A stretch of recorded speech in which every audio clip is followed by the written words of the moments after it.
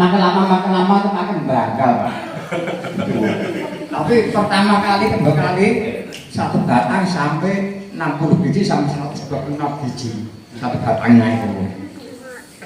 Juga dulu ya bingung, Pak, dari pagi ada jatuh saya juga siap sampai bosan ya juga itu. Kadang-kadang ada yang dikembalikan ini banggal itu begitu.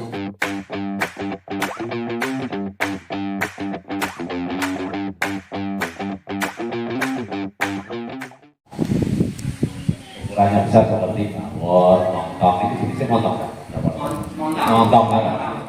Seperti itu, karena apa? Nutrisi yang dibutuhkan lebih banyak dan usia buah mulai dari berbunga dan sampai matang itu biasanya nanggok puncak musim hujan. Jadi curah hujannya tinggi.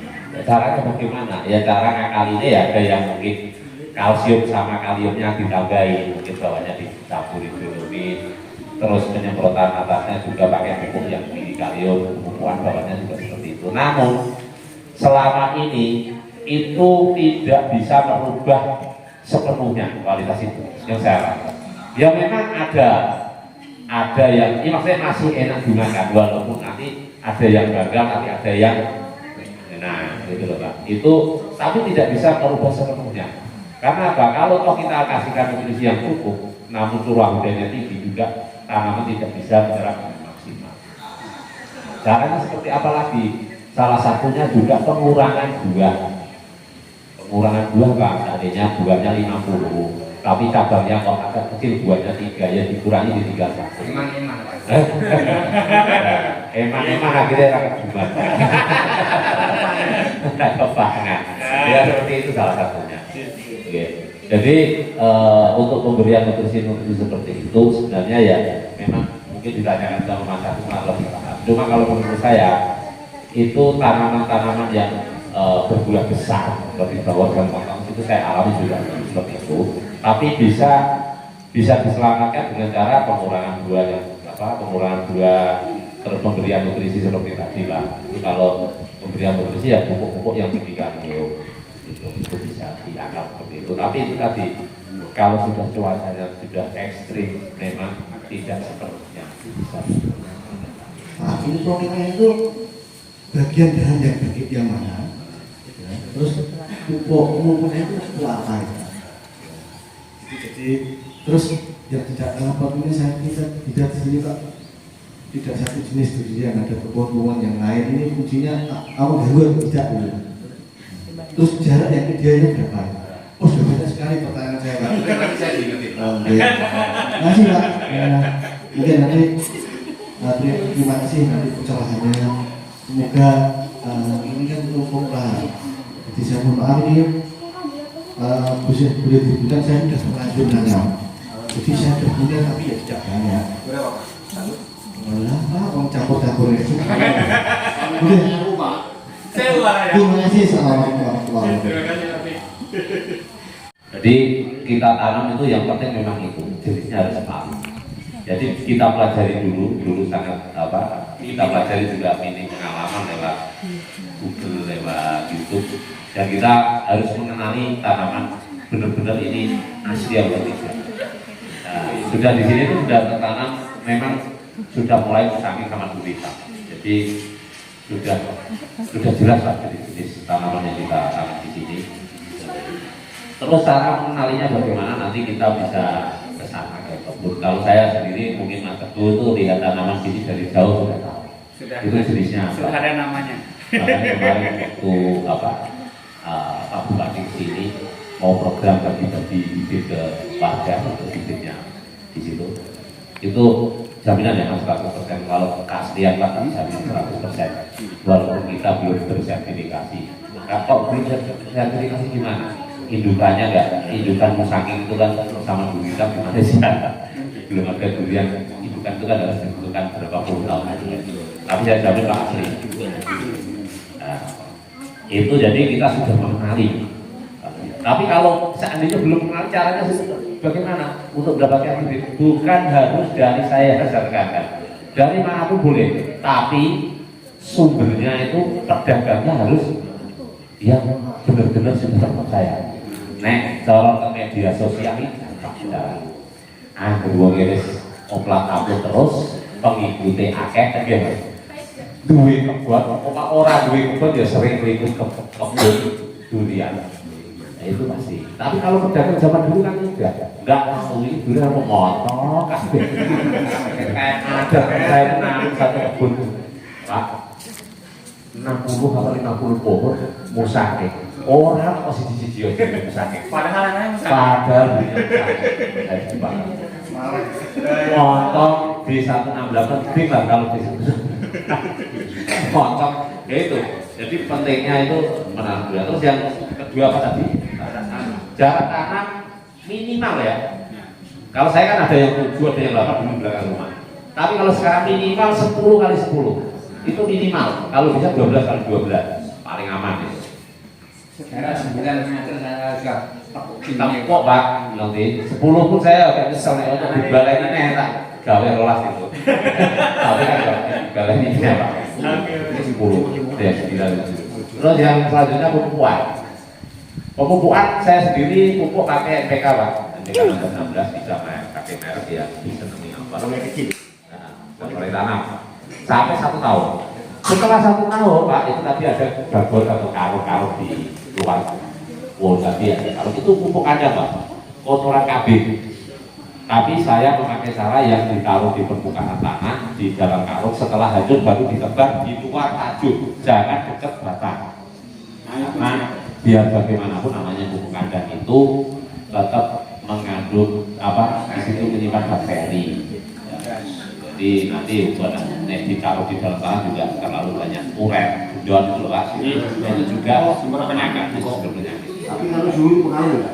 Ya, Suhu sana kan panas. Ketinggian. Kalau sini dingin. kalau di sana itu masih termasuk tinggi Pak datarannya itu pun air itu panas, justru panas. Kalau airnya cukup di pegunungan cuacanya panas, airnya cukup, itu malah bagus. Rata-rata 120-140 Ya, sudah masuk. Nah, kita itu Ketinggian 500. Oh, 500. Saya sendiri di sini 300, di rumah tadi 180. Tapi kalau diturunkan lagi ke Ngetok, Gunung Bungkal itu 100. Itu masih buatnya. Kita cukup sinar matahari. Ya tetap nanti kalau terlalu dekat ya mengganggu. Kecuali ini 12 kali 12 di 6 meternya ditaruh di kopi itu masih jangka panjang masih aman Pak. Tapi terlalu dekat dan nanti penggemburan tanahnya perakarannya kita kasih pupuk juga akan terserap.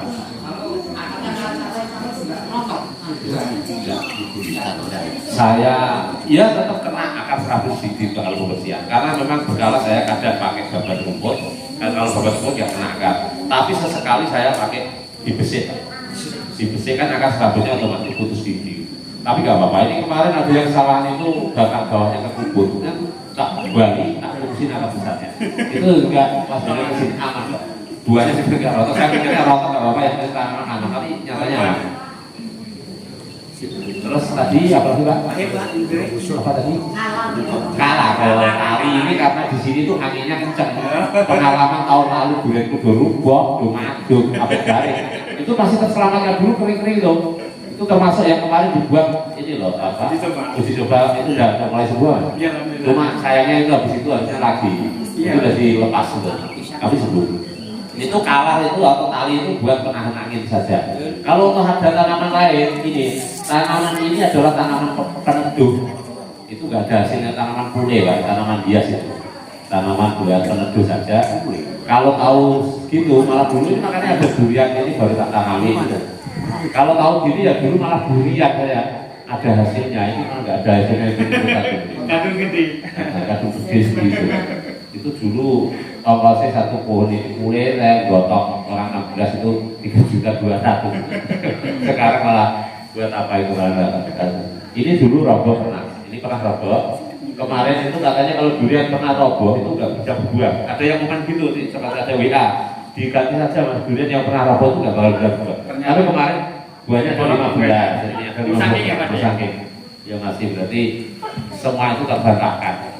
Jadi mitos-mitos kayak durian ditanam di MBBL rendah tidak bisa berbuah. Itu juga kemarin teman saya ada yang di MBBL 15 berbuah. Nah, terus ada lagi yang tadi yang di mobil itu Pak Agus. Jenis tanah itu harus merah apa enggak? Enggak harus merah. Cuma beda tanah memang beda perlakuan. Kalau mungkin tanahnya lengket, hitam ya perlakuan mungkin cara tanahnya berbulan sekam paginya banyak dan bisa dianggap seperti itu. Terus kalau tanahnya tanah agak berair saat musim hujan ya dibikinkan parit, dikasih buangan air. Sebenarnya ya semua itu kalau sudah ditekuni itu nanti akan ketemu sendiri permasalahannya Pak. Kita melihat aja durian dari jauh kok lainnya subur-subur kok ujungnya kering-kering kok itu pasti ada masalah. Itu kita dekati kadang ya ketemu. Oh ternyata batangnya kena penggeret, oh ternyata akarnya busuk. Gitu. Akhirnya nanti ketemu sendiri permasalahan durian. Makanya kalau sekarang saya nanam durian ya saya kecil. Maksudnya gampang kecil, lalu ya mas itu kami durian pernah itu. Ini kalau 5 tahun nggak berbuah, terbang itu. Karena yang lain dua Pak, satu itu kalau tak pilih terus, kamu ini gede. Ini pokoknya musim ini nggak buah, tak buang, nggak buah Pak. Jadi kan bisa diajak ngomong itu. Itu termasuk aku itu. Jadi harus kita sayang, harus kita deketin. Itu salah satunya. Selain kita usaha, kita rawat juga doa itu pastinya. Oh pruning. Jadi tanaman durian itu kan percabangannya kalau kita biarkan rapat lah. Itu salah satunya. Rapat itu kalau terlalu banyak cabang dan ranting, nanti nutrisinya juga nutrisi itu akan terbuang sia-sia. Ada tunas air, tumbuh kita biarkan. Nah itu kalau saya sendiri pruning itu tidak bisa patokan jaraknya berapa senti atau berapa sentimeter ya, karena itu kita main kayak feeling. Jadi kita punya perasaan, oh ini terlalu rapat jarak menghadap cabangnya ke sana kok ada 3 yang berjajar kok rapat banget. Nah itu baru mengurangi yang 2. Jadi cabang itu sebenarnya kan nggak perlu banyak-banyak, yang penting cabang itu cabang. Jadi dia itu diperkirakan bisa menopang 2. Kalau kok rapat Pak, kelihatan dari luar ribu, namun cabang itu kecil-kecil, ranting-ranting nggak mungkin. Umpama kok ada buah durian 1 di situ aja, nggak mungkin dia bisa menopang luas gini. Itu harus dikurangi. Terus cabang yang mengarah ke atas. Ada kan ini batang, tapi ada cabang yang arahnya langsung ke atas. Nah itu juga kalau saya potong. Terus itu harus dipotong. Jadi ke bawah ke atas itu dipotong. Terus ada cabang yang menjulur keluar, namun luarnya nanti udah naik melebihi ujung pohon. Nah itu juga sisakan ada cabang yang keluar, pilih yang terbaik dipotong. Jadi nanti tanaman itu selain tinggi juga melebar. Nanti mungkin bisa ditanyakan kalau pas naik ke sana. Jadi sebenarnya tanaman di sini itu kalau dibilang bagus itu setengah. Karena apa? Saya masih mempertahankan jeruk, alpukat di sini. Kalau ini harusnya kebun durian itu kalau sudah berbuah kayak gini itu sudah potong habis. Cuma kita kadang mikir, oh ini masih bisa bantu karena jeruknya itu kemarin juga masih dapat uang 33 juta walaupun orang itu beli itu Pak, beli jeruk di sini itu wes nek sing tuku ya mek dhewe ditimbang bayarnya nak mulai kadang nek menggo Pak aku mau tuku 3 kilo ya ini jika kilo sih berarti tak pasrah itu masih dapat uang segitu. Jadi mau tak tepat juga hemat. Tapi habis sekali ini buah nanti tetap tak habis. Enggak Pak, itu jeruk siap jeruk buah. Jadi kalau orang masuk sini biasanya 10.000 sak kelote. Jadi bayar 10.000 Mas, mangan dulu gak kuat. Nek mulai dene gowo lagi ditimbang bayarnya ya 10.000 iki. Nek 10.000 paling wong tak papat ya. Gitu. Jadi nanti ini kalau sudah saya tebak karena ini banyak sekali orang ngurungnya tetap sejajar dengan permukaan oliver tadi. Tapi kalau dulu itu tanahnya sudah masuk dibikin busuk malah bikin kubur. Akhirnya diterang gede. Itu loh Pak. Nanti tetap ada sebagian karena saya juga mengalami Pak. Yang sebelum saya gali itu bawahnya di sini juga buahnya Pak. Cuma sekarang udah atas itu udah mulai busuk Pak. Itu baiknya berapa senti? Jarak penanaman galinya itu? Kalau gali itu sebenarnya disesuaikan sama polybagnya. Kalau polybagnya apa kalau 30 cm ya dalamnya ya 50 cm, lebarnya ya bisa 50 bisa 60, sebenarnya lebih lebar lebih bagus. Tapi kan galian tadi kan ditutup Pak, kalau kita tanamnya apa busuk tetap ditutup lagi dengan permukaan tanahnya sama atau mungkin dinaikkan lagi. Ini malah dinaikkan lagi, tapi dalamnya digali tetap. Kadang lo kok buang-buang tenaga, buang-buang tenaga, wong digali kok ditutup lagi sama-sama tanam. Tapi itu kan pengertian orang yang nggak tahu. Kalau kita kan kenapa kita gali? Karena tanah itu beda Pak, tanah waras, tanah yang belum dibau campur, masih keras, ditumpangi. Akarnya ya bisa susah. Kalau digali lebar, nanti akarnya masuknya cepat, kita apa? Busuknya lebar, ngembak, jadi ke bawah ke samping itu kuat.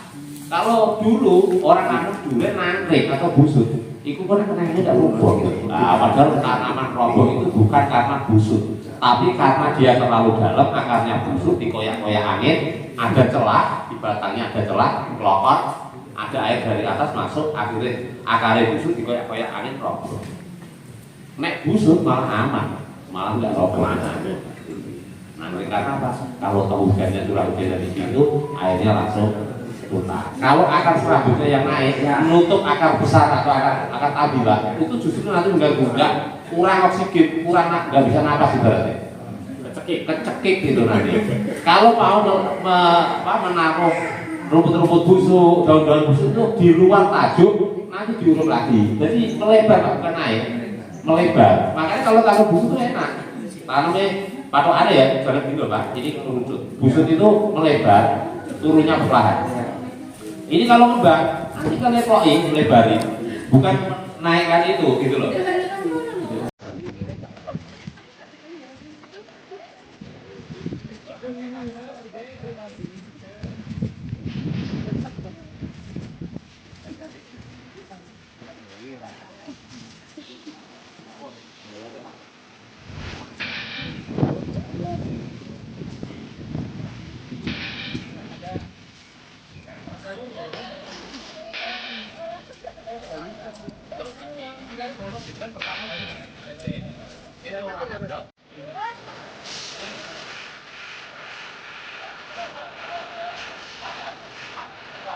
Itu udah buang 2 kali nih kok.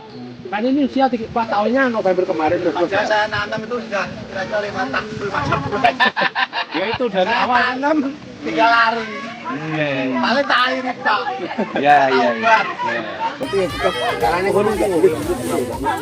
Justru itu dulunya keurung masalah-masalahnya tak gali. Makanya akarnya kan sedikit kelihatan semua. Terus cabang bawah. Dulu Mas, rapetnya rapet sama tanah. Dulu tak potongi udah ada jarak kan. Nah ini nanti mungkin ada yang 1 hektar. Pinggir jalan dicuri orang terus. Jadi kita tebak tak. Sama bajing pakai sarung itu sulit Pak. Bajing loncat nih. Iya bajing loncat. Malah tahu udah nom-nom, begitu tak buka, mah nom-nom mas. Kalau enak sih orang enak. Emosi masalahnya. Payah. Mangga bloknya. Jadi kalau mau nanam itu per blok aja. Jambu kristal. Ya, jambu kristal. Dinding wah. Betul aman potong dulu. Kacau ngisor tangan setengah meter. Itu potong atas kan aman angin dah. Di samping itu tanaman juga terlalu tinggi. Gitu. Kalau meneknya buat nah cuma nanti harus dijaga. Tapi ya kalau durian itu insya Allah aman. Kalau harus 1 kilo pos. Ini Kalau mau melihara 1,5 hektar atau 1 hektar, orangnya berapa? 1,5 hektar dipelihara sendiri bisa lalu petani Pak. Untuk ini. Oh, Makasih. Ini 3 hektar tidak 4 orang. ya kalau Tapi misalnya nanti udah berhasil, terus cara jualnya. Bumi pulau. Pak, saya Pak Teguh. Iya, Dek, cara jualnya aja pikir jualnya Pak, nanduri sih, nek jualnya hubungi pulau. Kan gampang lah. lah tahun ini kan Cukup lah. Tahun ini cukup harus cukup. Beli boten sungkem pakai garing. Garing. Mengurangi penguapan kan garing. Nggih, temen semanten, nah mangke masukkan sungkep itu kita jalaken. Nggih, diiket kopi Nggih sama ya, Pak. Akar-akar atas. Ini Pokoknya aku titip ning nggonmu. Dadi ya, Bukan gua nilai Mas aku ora selamat lho Mas. Gudung entek kok. Iya. nek insya-Allah. Mesti munggah-munggah ngene iki Mas. Oh iki tak podo siji. Habis habis telo lah nanti buat beli. Dapat banyak Pak hari ini Pak? Ya inilah. Nih, woi. Kadang ada yang saya itu loh. Oke. Saya potong. Wah ada yang potongan Ya, ini. Kan kadang-kadang sudah naik ke atas tinggal satu. Oh tinggal 1, 2 gitu potong aja ya? Ya. Oh daripada bolak-balik nanti ya? Ya. Ini sebagian Kelihatan sudah agak tua, kendor, udah itu kan kendor. Nanti beberapa hari kan sudah mateng gitu ya. Oke. gitu ya. Ini ada beberapa oce. Ini langsung dibawa ke rumah berarti? Oke lah kita nyusul ke sana aja soalnya hujan nggak bisa ngonten. Oh iya, hujan kok. Yes, Nah, berarti Mas turun nih. nggak turun aja. Jenengan langsung ke sana? Ya. Saya tak ngikuti Wah, belakangi. iya ya. Oke wis.